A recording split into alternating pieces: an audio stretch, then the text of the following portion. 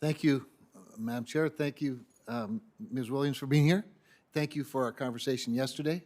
I apologize to Senator Lummis for holding you up and getting to her meeting late, but she was fine with it, as far as I know. Anyway, but thank you for that. I found it instructive. And of course, we spent a lot of time talking about what we're going to talk about now, and that's waterfall production area easements, particularly pre-1976 easements that were signed by grandfather, great-grandfather of lots of landowners throughout North Dakota with goodwill and good intention, but they've been very frustrated, as you know, and I won't plow all that ground again. You and I have been through it, but I told you I'd probably show a picture, and I brought it with me. You may have seen this picture before. This is a plot of land that has a WPA easement on it.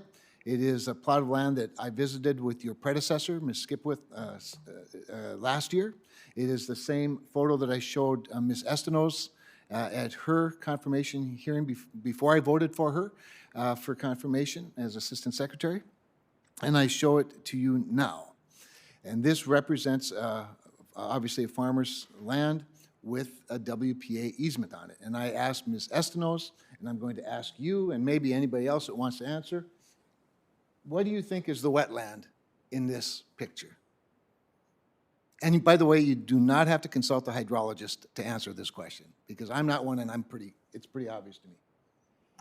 Well, Senator Cramer, I think I could offer a very long answer. The importance of the prairie pothole region is so critically important to migratory birds, to hunters, and ducks throughout the world, really. So I would not offer to answer exactly what a wetland is in that question. And this is the reason, is that sometimes wetlands are ephemeral.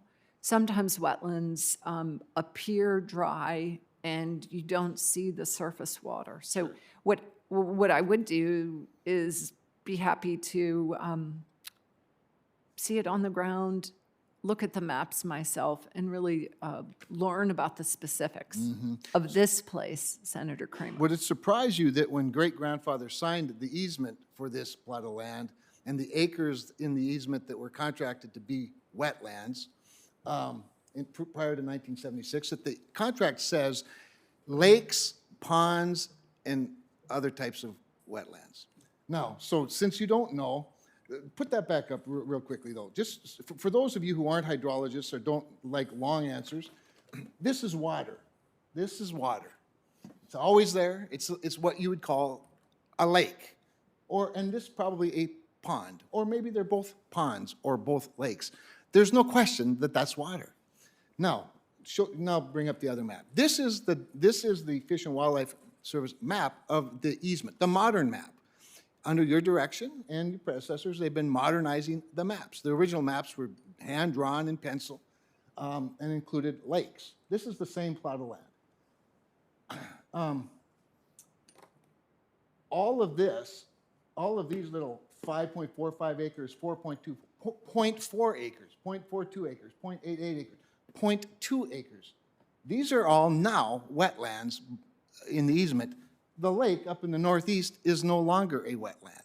That's called bait and switch. That is what you just made a strong commitment to Senator Padilla that you're going to, you use the word continue several times, which is concerning to me because I'm not interested in continuing the same old thing. I'm interested in doing it right and doing it a new way. And that is recognizing that water is water and dry land is dry land. Okay, and that the contracts with landowners matter. You also just highlighted the importance of the prairie pothole region to ducks and migratory birds and all this. But you know who it's really, really important to? The farmer that owns it. The farmer that has been making a living on it. The farmer that's been growing food for a hungry world population, largely of other people. Largely of other people. And the farmers on land like this have been so abused by the federal government that they no longer want to enter into these easements. They no longer want to voluntarily conserve. In fact, in my state of North Dakota, many farmers are being punished because they did this before the Fish and Wildlife Service came along. I just want to ask one simple question before it's over.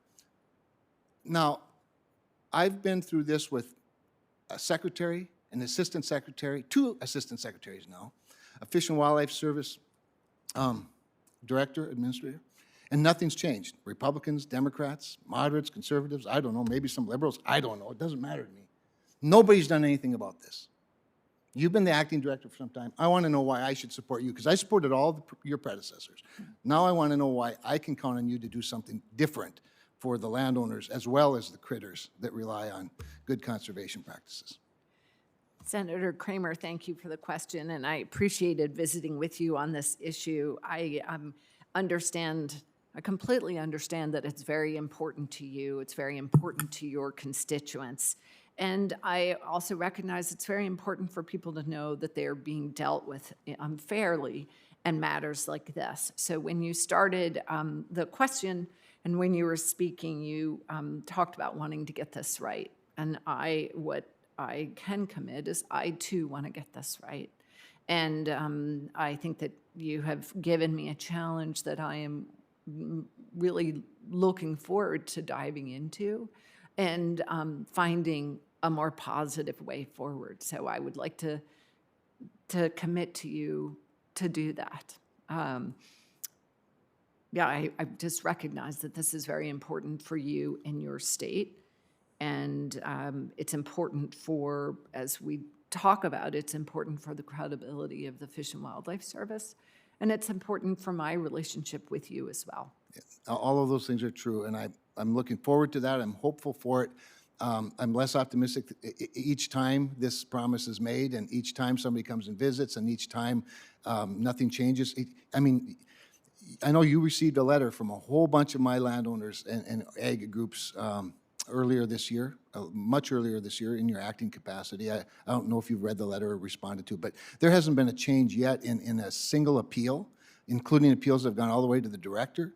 Now, the one thing that I will say for this, and I will wrap up, is the new mapping and all of these failed attempts to do the right thing, in my view, have led to a really good record for the landowner and for the state.